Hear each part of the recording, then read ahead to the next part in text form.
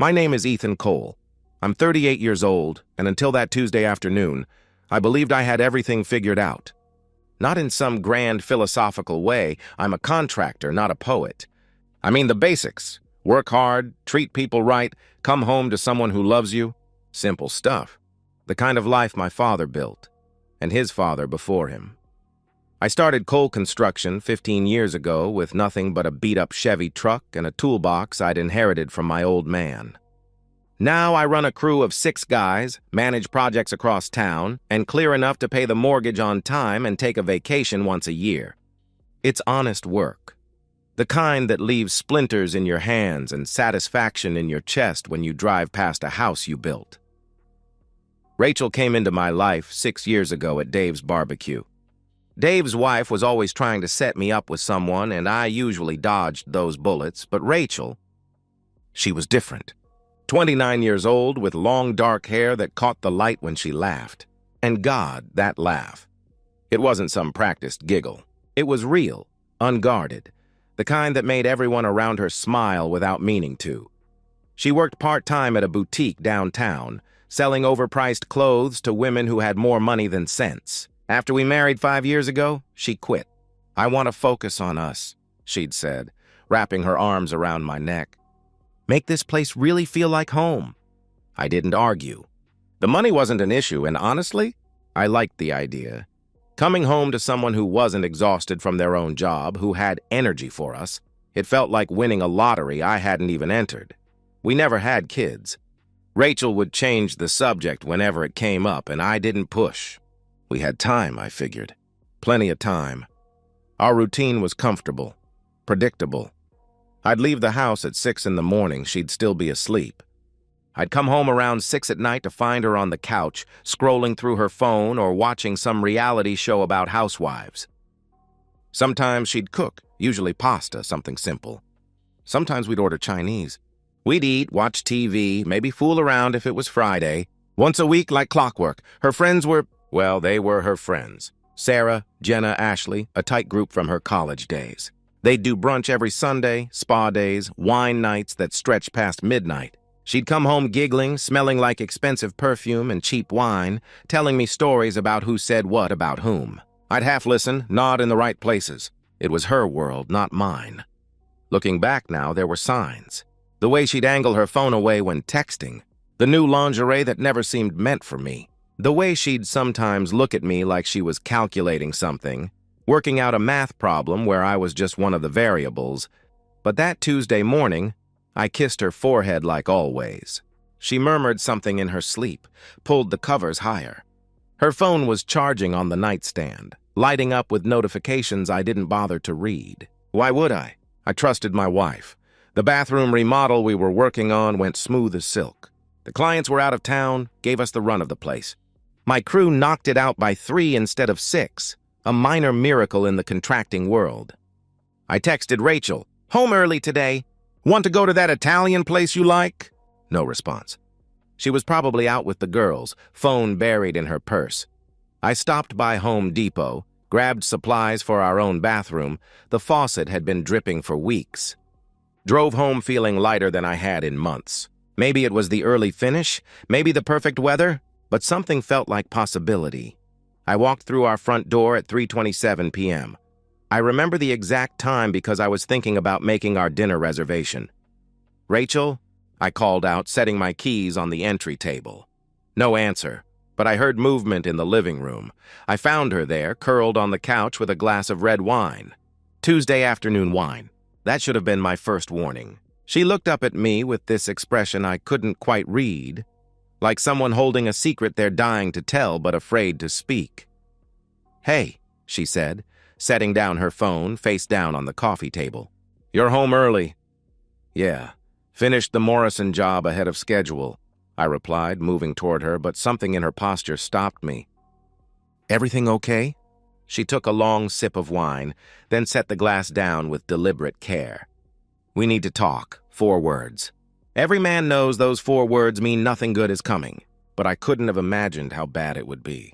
I sat down across from her, still in my work clothes. Sawdust probably still in my hair. She looked at me then, really looked at me. and I saw something in her eyes I'd never seen before. Distance, calculation, like I was a problem she needed to solve. "Ethan," she said, her voice steady as a surgeon's hand, "I think we should open our marriage." The words hung in the air between us like smoke from a fire I couldn't see. "Open our marriage," I repeated, the phrase feeling foreign in my mouth. "What does that mean exactly?" Rachel tucked her legs under herself, wine glass back in hand, a prop for casual conversation. "As if we were discussing vacation plans or what color to paint the kitchen." "It means we stay married," she said, her voice picking up confidence. "But we're free to explore connections with other people. Physical connections. It's actually very common now. Progressive couples do it all the time. Progressive. Like our marriage was some social experiment." "You want to sleep with other men," I stated flatly, not phrasing it as a question. "It's not about wanting anyone specific," she said quickly. "Too quickly?" "It's about growth, about not letting our relationship stagnate. Sarah and Thomas have been doing it for 2 years, and they've never been happier." Sarah and Thomas. Of course.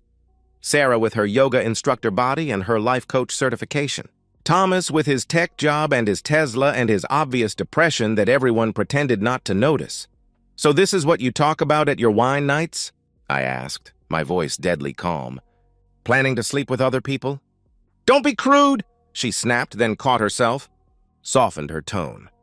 "Baby, this could be good for us. You could see other women too. It's only fair." Fair? Like she was offering me a consolation prize. "I don't want other women. I want my wife," I said firmly. She rolled her eyes. Actually rolled her eyes. And that tiny gesture shattered something inside me that I didn't know could break. "Don't be so dramatic," she said dismissively. "It's just intimacy. It doesn't mean anything." "If it doesn't mean anything, then why do you need it?" I challenged. She opened her mouth, closed it. For the first time since I'd walked in, she looked uncertain. "Because," she started, then stopped. Tried again. "Because I'm 35 years old, and I feel like I'm disappearing. Like I'm becoming invisible. Do you understand that? You're not invisible to me," I said softly. "That's not enough." The words exploded out of her, wine sloshing dangerously in her glass. "God, Ethan, when did you become so boring? When did we become so boring? We do the same things, eat at the same restaurants, have the same intimacy in the same positions on the same night every week. So talk to me about it," I interrupted, standing up, my hands shaking. "Tell me what you need, but this isn't a solution. This is destruction." "Other couples make it work," she started. "We're not other couples," I shouted, something I rarely did. "We're us. And if you're unhappy, we fix it together. We don't invite strangers into our bed to solve our problems." She stood too, wine glass abandoned, facing me with a defiance I'd never seen. "Maybe that's the problem. Maybe we can't fix it together. Maybe we need something else, something more." "Someone else, you mean? Who is he?" I demanded. "What?" she said, looking startled. "The guy you want to sleep with. Because this isn't theoretical, Rachel. You don't wake up one Tuesday and decide you want an open marriage. So who is he?" Her face flushed. "There's no one—" "Don't lie to me, not now. Not after this," I warned. She was crying suddenly, tears streaming down her face. "It was just a test, okay? The girls dared me to see how you'd react. It's not real. I don't want anyone else. A test, a prank." The words hit me like ice water. "You thought this would be funny?" My voice dropped so quiet she leaned forward to hear me. "You thought you could say this to me, watch me break apart, and then laugh about it with your friends?" "I didn't think you'd react like this," she protested weakly. "Get out," I said. "What?" she gasped. "Get out of my house." "Ethan, please, I'm sorry. I didn't mean—" she begged. "Get out!" I roared. She flinched like I'd slapped her. More tears, her makeup running in black streams. "You can't just kick me out. This is my home too." "Not anymore," I said, pulling out my phone, already texting. "I'm calling your parents. They can come get you, or I can drop you off. Your choice. You're serious?" she asked in disbelief. "You're actually throwing me out over a stupid joke?" "It wasn't a joke," I said coldly. "Even if you're backtracking now, even if you're scared, you meant it when you said it. I saw it in your eyes. You've been thinking about this." She grabbed my arm, nails digging in. "Please, baby, please. I love you." Only you. I swear to God, I pulled away. Don't. I went upstairs, grabbed the suitcase from the closet, started throwing her clothes in, the expensive jeans, the lingerie I'd never seen her wear, the sweaters that cost more than my guys made in a day. She followed me, alternating between begging and accusing, between tears and rage. "You're overreacting," she screamed. "You'll regret this," she threatened. "I'll change," she promised. "You never loved me anyway," she accused. Each statement more desperate than the last, throwing everything at the wall to see what might stick. 20 minutes later, her suitcase was in my truck bed. She sat in the passenger seat, silent now, staring straight ahead. The 15-minute drive to her parents' house felt like hours. When I pulled into their driveway, she turned to me one last time. "This is really it. You're really doing this?" she asked quietly. "You did this," I corrected. "I'm just finishing it." I left her standing in her parents' driveway, suitcase at her feet, watching me drive away. My phone started buzzing before I made it home.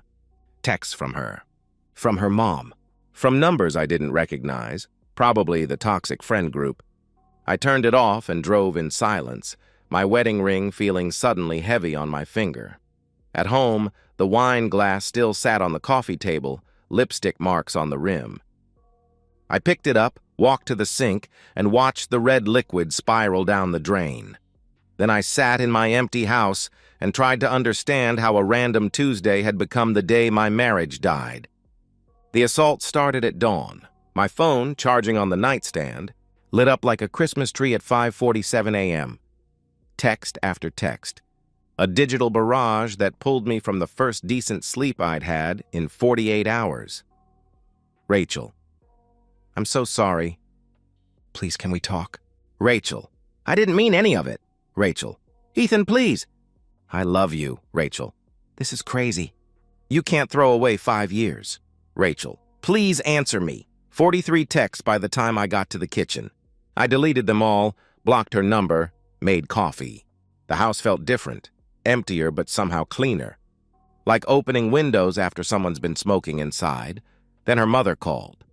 Linda had always been polite to me.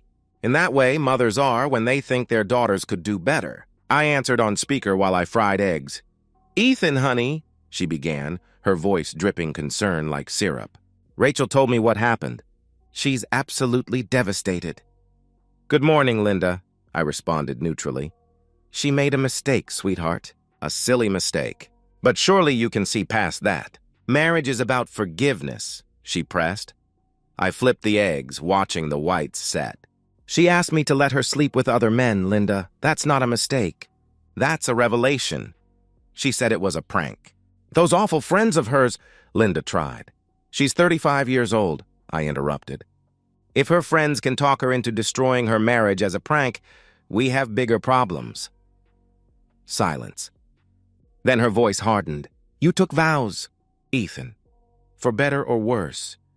"She broke them first when she decided our marriage wasn't enough," I replied, and hung up. Tom called next, while I was driving to the Simpson renovation. His message was shorter, more direct. "You're being stubborn. Rachel's a good woman. Don't let pride cost you your marriage." Pride. Like this was about my ego, and not about my wife wanting to spread her legs for strangers. By noon, I'd had enough. I called Thomas Green, a divorce attorney Dave had used. Made an appointment for that afternoon. Sitting in his office, all leather and dark wood, the kind of place that charged by the minute, I felt like I was watching myself from outside my body. "Tell me everything," Thomas said, leaning back in his chair. So I did. The proposal. The friends. The prank excuse. He took notes without comment, occasionally nodding. "Here's the situation," he said when I finished. "You've got advantages. No kids, that's huge. House is in your name only. She hasn't worked in 4 years, but she's young, healthy, employable. A judge won't give her permanent alimony for a 5-year marriage where she's the one who blew it up. She'll say it was a joke," I pointed out. "Doesn't matter," he assured me. "You don't need grounds in this state. Irreconcilable differences covers everything." He pulled out papers, started filling them out. "My advice? No contact. Not a text, not a call, nothing. Let me handle all communication. She shows up at your house? Don't answer. She comes to your work? Tell her to leave or you'll call the police. She will come to my work, I predicted. They always do, he said with a grim smile. The key is documentation. Save every text before you block her. Record any encounters. Build a pattern of harassment if she won't leave you alone. I signed where he pointed, wrote a check for the retainer. Walking out, I felt both lighter and heavier, like I'd traded one burden for another. Rachel didn't disappoint. She showed up at the Simpson site the next day. I was on a ladder installing crown molding when I heard her voice. That familiar pitch, but desperate now, cracking at the edges. "Ethan! Ethan, please!" she called out. My crew stopped working. 6 guys, all trying not to stare, all failing. I climbed down slowly, deliberately, pulling off my work gloves. She looked terrible. Hair unwashed, no makeup, wearing sweatpants and one of my old college shirts. The contrast to her usual put-together self was shocking. "You need to leave," I said loud enough for everyone to hear. 5 minutes. "Just give me 5 minutes," she pleaded. "No," I said firmly. "I'll do anything," she cried, tears already flowing. "Therapy, counseling, whatever you want." "Just please, Rachel." I kept my voice steady, professional. "You're disrupting my work site. If you don't leave, I'll have to call the police." She stared at me like I'd become a stranger. Maybe I had. "You won't even look at me," she whispered. "There's nothing to see," I replied coldly. Miguel stepped forward. 6'3", tattooed, gentle as a lamb, but looked like a bouncer. "Ma'am, you should go," he said quietly but firmly. She backed away, stumbling, still crying. "This isn't over, Ethan. You can't just throw me away." But I could. And I did. The flowers came next. Expensive arrangements delivered to the house. I gave them to Mrs. Jordan next door. Then came the letter, handwritten, slipped under my windshield wiper. "Ethan, I know you hate me right now. I know I destroyed everything. But please remember who we were. Remember the good times. Remember that I love you, even if I'm terrible at showing it. I'll wait, as long as it takes." Or I burned it in the backyard fire pit along with our wedding photos. Her friends started their campaign next. Sarah called from 3 different numbers before I caught on. "You're being controlling and abusive," she said when I finally answered. Rachel just wanted to explore modern relationship dynamics. "Sarah, does Thomas know you convinced my wife to ask for an open marriage?" I cut her off. Silence. Maybe I should call him. "Discuss modern relationship dynamics," I suggested. She hung up. Didn't call again. Jenna tried a different approach, showing up at my door with wine and sympathy. "I know Rachel hurt you," she purred, hand on my arm. "But maybe you need some comfort, too?" I laughed, actually laughed, and closed the door in her face. By the end of the week, I'd changed the locks, installed security cameras, and had Thomas send the divorce papers for serving. Rachel had moved from desperation to anger. Her texts to my work phone increasingly hostile. "You'll regret this. I'll take everything. You were never enough for me anyway." Each message was screenshot, documented, filed. Thomas was building quite a case for harassment. The papers would be served Monday. Part of me wondered if she knew what was coming. If she could feel the machinery of divorce grinding toward her, inexorable as gravity. The other part of me didn't care what she felt anymore. Thomas called me Monday morning while I was reviewing invoices. "Process server will be at her parents' house at 2 p.m. "You sure you don't want to be there?" he asked. "I'm sure," I replied. I had a business to run, and watching Rachel get served wouldn't change anything. "She's going to come at you hard after this," he warned. "They always do when reality hits." "Let her come," I said. At 2:15, my phone exploded. 27 calls in 5 minutes. Rachel, Linda, Tom, numbers I didn't recognize. I set it to silent and kept working on the Butler kitchen estimate. At 3:45, she arrived at the job site. I heard the screech of tires first, then the slam of a car door that made everyone look up. She stormed across the yard, divorce papers clutched in her fist like a weapon. "Ethan!" she screamed. My guys exchanged glances. Miguel started moving closer, protective. I held up a hand to stop him and climbed down from the scaffolding. She looked wild, hair tangled, eyes red and swollen, wearing the same sweats from days ago. The papers were crumpled where she'd been gripping them. "What the hell is this?" she demanded, waving the papers at me. "You know what it is," I said calmly. "You're actually divorcing me?" "Over a damn joke!" she shrieked.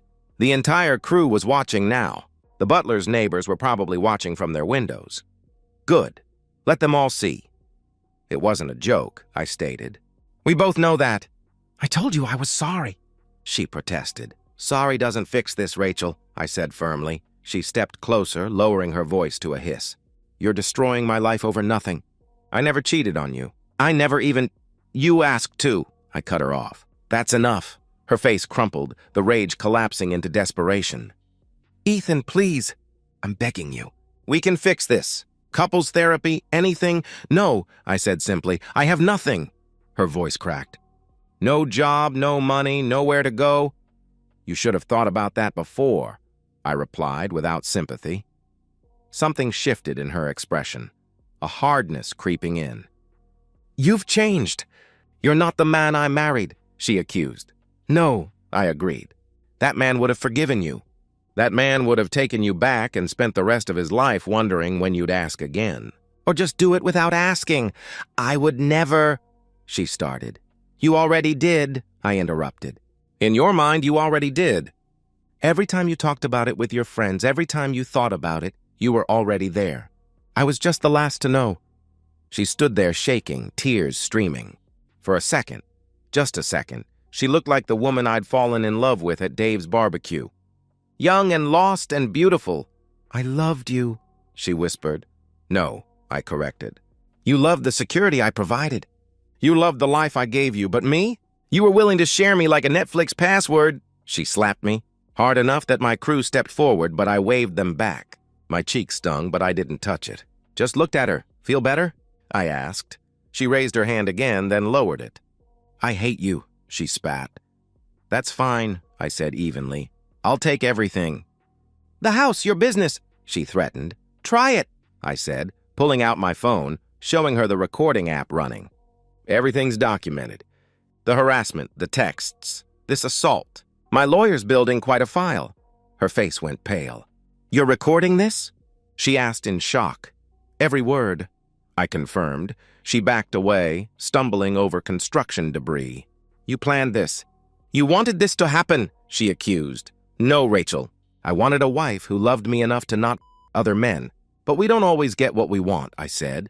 She ran to her car, peeling out hard enough to leave marks on the asphalt. Miguel whistled low. Boss, you good? He asked with concern. I'm good, I assured him, touching my cheek. Definitely going to bruise. Let's get back to work. But she wasn't done. Over the next 3 weeks, she cycled through every manipulation tactic in the playbook.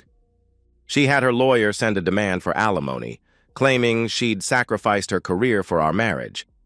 Thomas shut that down with prejudice. She'd quit a part-time retail job, not abandoned a medical degree. She tried sending mutual friends as emissaries. Dave's wife called, tentative. Maybe you two could work it out. Did she tell you what she asked me? I questioned. Well, not exactly, Brenda admitted. She wanted an open marriage, Brenda. She wanted to sleep with other men while staying married to me, I explained. Long pause. Oh my God, I didn't.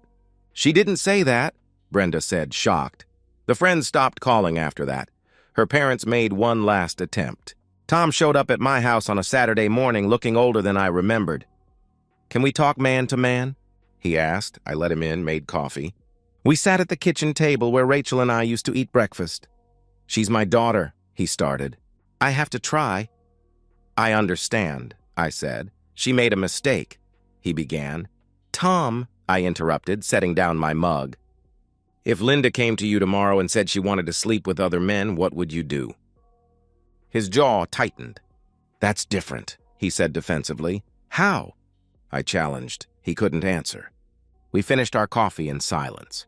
At the door, he turned back. She's not doing well. Living with us, working at a grocery store. This isn't the life she planned, he said sadly. Neither was mine, I replied. The final hearing was on a Thursday. Rachel sat across the courtroom with her lawyer, wearing a dress I'd bought her for our anniversary. She kept trying to catch my eye. I focused on Thomas's notes. The judge was efficient, disinterested. No kids, no significant assets to divide, no grounds for alimony. 20 minutes and 5 years of marriage dissolved like sugar in water. In the parking lot, she caught up to me. No tears this time, just exhaustion. Was I really that bad? She asked. Was our marriage really that terrible that you couldn't give me a second chance? I thought about it, really considered the question. Our marriage was fine, I said finally. But you wanted more. And in wanting more, you showed me I was never going to be enough. I can't live like that, Rachel. I won't. I could have changed, she said softly. No, I disagreed. You could have hidden it better, but it would always be there underneath. The want, the wondering, the resentment. I unlocked my truck. We're both free now. You can have all the men you want. I never wanted anyone else, she said quietly. I just wanted to want them. Does that make sense? No, I said honestly. I wanted to feel desired again, new, exciting, she tried to explain, and I wanted a faithful wife. Guess we both lost, I said, getting in my truck. I drove away, watching her shrink in the rearview mirror until she was just another stranger in a parking lot. The silence was the strangest part. After weeks of texts, calls, confrontations, and chaos, my house became quiet as a morgue. I'd wake up at 5:30, make coffee, check my phone. Nothing. No missed calls, no desperate voicemails, no threats or promises or manipulation, just silence. I threw myself into work with the focus of a man trying to outrun his thoughts. Took every job that came my way. Kitchens, bathrooms, additions, even small repairs I usually passed to newer contractors. 12-hour days became 14. Weekends disappeared. You trying to kill yourself? Miguel asked one evening as we loaded tools. Just staying busy, I replied. Boss, we're booked through next year. You can ease up, he pointed out. But easing up meant thinking, and thinking meant remembering, and remembering meant acknowledging the Rachel-shaped hole in my life. Not that I missed her, I missed the idea of her. The wife I thought I had. The future I'd planned. Word traveled fast in our small town. Contractors talk, wives gossip, and soon everyone knew. Ethan Cole's wife asked for an open marriage, and he divorced her. The reactions were interesting. Some guys clapped me on the back, bought me beers, shared their own war stories. My ex wanted to find herself too, Brad from Henderson Electric told me. Found herself with my brother. Women were more divided. The older ones, married 20-plus years, understood. You did right, Mrs. Jordan said, accepting another bouquet from Rachel's apology flowers. A marriage without trust is just a pretty prison. But younger women, Rachel's generation, sometimes looked at me like I was the villain. People make mistakes, a barista said pointedly, seeing my wedding ring tan line. Forgiveness is important. So is loyalty, I replied, leaving no tip. Through the grapevine, I heard about Rachel. Living with her parents at 35. Working at Save Mart, stocking shelves third shift. Her Instagram, once full of mimosa brunches and inspirational quotes, had gone dark. Sarah and Jenna, her ride-or-die friends who'd encouraged the open marriage idea, disappeared like smoke. Apparently, being friends with a cautionary tale wasn't good for their image. Saw your ex at the store, Dave mentioned one day, helping me frame a garage. She looks rough, man. Not my problem, I said. You feel bad at all? He asked. I considered it, hammering a nail home. I feel bad it happened. I don't feel bad about my response. 3 months post-divorce, I met Claire. It wasn't romantic or dramatic. Her dog got loose at the park, ran straight into my job site. This golden retriever, muddy paws and pure joy, jumping on my guys. Claire came running after, apologizing profusely, trying to grab the collar. I'm so sorry. Max, get down, Max, she called out frantically. She was pretty in an understated way. Short blonde hair, paint-stained jeans, laugh lines around green eyes. A veterinary technician, I learned later. Divorced herself 2 years out. Let me buy you coffee, she offered. Apology for the chaos. Dogs having fun. No harm done, I said. Still, coffee? She persisted with a smile. We talked for 2 hours. Not about exes or divorce or betrayal. About dogs, hiking trails, whether pineapple belonged on pizza. She said yes. I said absolutely not. It was easy. No games, no tests, no hidden meanings. We started dating slowly. Coffee became lunch. Lunch became dinner. She knew my story. Everyone did, but didn't push for details. We all have history, she said simply. What matters is what we do going forward. She didn't play with her phone during dinner. Didn't have toxic friends pushing modern relationship dynamics. Didn't look at me like I was a problem to solve or a security blanket to cling to. 6 months after the divorce, I ran into Rachel at the hardware store. I was pricing lumber, focused on measurements, when I heard her voice. "Ethan?" She stood at the end of the aisle, holding a small can of paint. The designer clothes were gone. She wore faded jeans and a Save Mart polo. Her hair, once salon perfect, hung limp. She'd lost weight too much. "Rachel," I acknowledged. "You look good," she said. "The business going well?" "It's fine," I said shortly. Awkward silence. She shifted the paint can between hands. "I heard you're seeing someone." "The vet tech," she mentioned. "Small town." Of course she knew. "Yeah," I confirmed. "Is she good to you?" She asked hesitantly. "She's honest." "That's enough," I said. Rachel flinched. I was honest too. "Eventually," she said defensively. "After you got caught in the ask?" "That's not honesty, that's damage control," I countered. "I never cheated on you, Ethan. Never," she insisted. "You wanted to. You were planning to. You just wanted my permission first so you wouldn't feel guilty," I said, turning back to the lumber prices. "Excuse me, I need to—" "I loved you," she said desperately. I stopped but didn't turn around. "I did," she continued. I got lost in the friends, the lifestyle, the idea that I was missing something. I threw away the best thing in my life for a fantasy." "Yes, you did," I agreed. "Do you think—" Her voice cracked. "Do you think you'll ever forgive me?" I turned then, really looked at her. "This broken woman who'd once been my wife, I forgave you months ago, Rachel, for my own peace. But forgiveness doesn't mean reconciliation. It doesn't mean forgetting. It just means I'm not carrying the anger anymore," I explained. "So we could—" she started hopefully. "No, we couldn't. We never can," I said firmly, picking up my lumber estimate. "Take care of yourself." I left her standing there, holding that little can of paint like it was all she had left.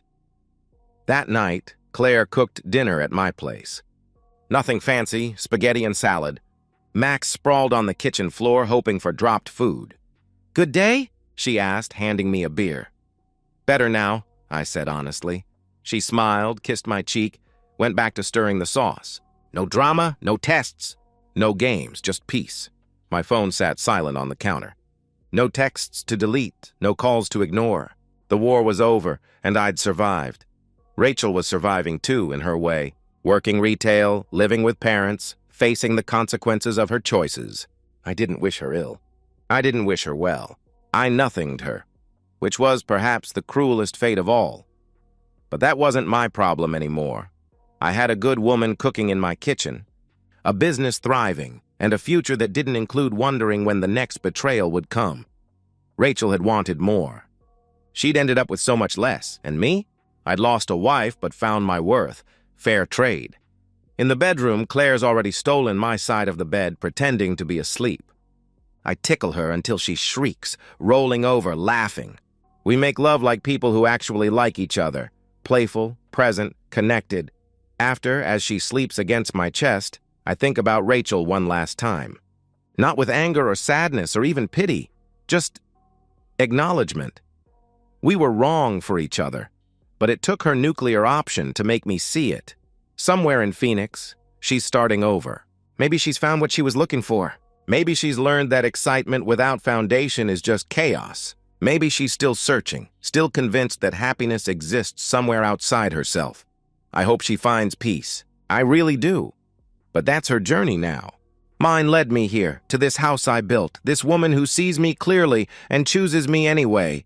This life that's simple and real and mine. Rachel wanted an open marriage. Instead, she opened my eyes. And for that, only for that, I'm grateful. And that's the end of today's story.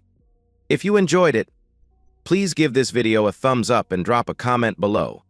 Your support helps the algorithm push my content further. If you're new to the channel, don't forget to hit that subscribe button. It really helps me keep creating more stories for you. Thanks for watching, and I'll see you in the next one.